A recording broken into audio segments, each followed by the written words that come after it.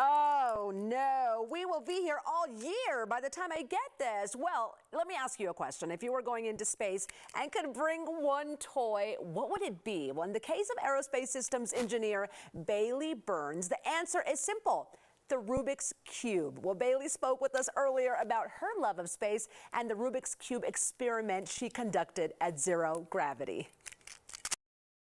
It's always so much fun talking to the young ones that are successful, super smart, and talented. Bailey, it's good to have you on the show. How are you? Oh, I'm great. Thank you so much. I'm so excited to be here talking to all my fellow Coloradans. I know. You're from Colorado, Denver specifically. Do you miss home? So much. Every day I just think about my mountains. I miss everything about Colorado. I have to go off and do the dream thing right now, but Colorado is always home for me. Well, you're doing great things. So explain what you do for a living. What is an aerospace systems engineer?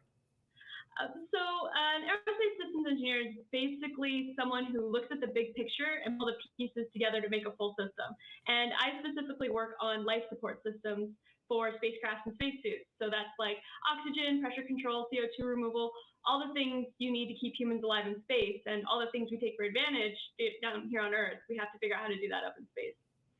Yes. Well, how is your plan to get into outer space going? What's the latest? How's that?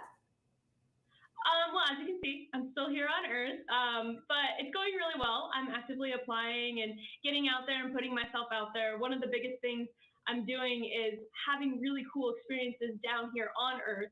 So when someone sees me and says, oh, those are the type of skills we want, that's the spirit we want, I'm ready to go. I have all these different experiences, the zero-G flight being one of them.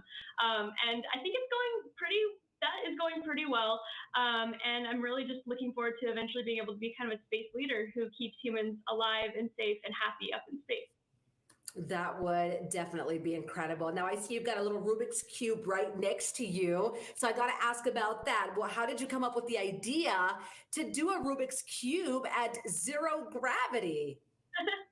It was kind of a long process. I think I just solved the Rubik's Cube over and over again when I have a problem that I want to solve in my head.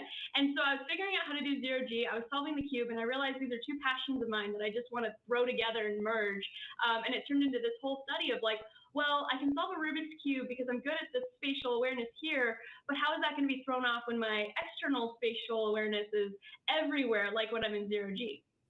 Wow, I can't even do a Rubik's Cube here on Earth, even if I had all the time in the world. But what was it like for you? Was it more difficult at zero gravity? What was the experience? It was definitely more difficult at zero gravity. I'm all about having these more extreme situations so that when I'm put in those situations, I know what I'm doing. I mean, you can't see in the video, but I was running into stuff. People were running into me. So having all these external stimuli, focusing on my cognitive ability on the cube during the moment, it was a really good practice in focus, I think. One thing you are super passionate about, and you believe that everyone should have a Rubik's Cube. Why is that? Well, for one, they're fun, right? That's what I was just talking about. I like having fun. Rubik's Cubes are fun, but they also promote 3D spatial awareness, cognitive abilities, critical thinking, problem solving, all these different things that can really help us in everyday life, including perseverance, staying determined, focus. So it's far more approachable to do that with a cube than it is life. So focusing on the cube and then taking it out to life, I think, is really important. So I'm sure you have the Rubik's Cube totally figured out. How long does it take you to get it all done? Well, I guess I can go ahead and show you if you would like. It usually takes me about 19 seconds. That was what I did on the zero G flight, but this is going to take me a little bit longer, I think. But it's been a lot of fun to just get better and better, faster and faster. It's hard to do while talking, obviously. Oh my goodness, look at you go. Yeah, I think, well, have you ever solved a Rubik's Cube before? You said you've never, have you tried it? Do you remember last time you tried it? I've tried it plenty of times. Never could do it. I remember, because there's such an icon from like from the 80s, yeah. Icon. And then it just morphed into this, like, people love the color scheme, people love the patterns, and then it's obviously a sign of intelligence. but really just a sign of determination. Look at that. That is incredible. That to me is like the hardest thing to do. You are amazing. Wow. Well, thanks for talking with us today. That right there just made my day. You keep on trucking ahead, girl. We are here to Thank support you and to follow in those footsteps.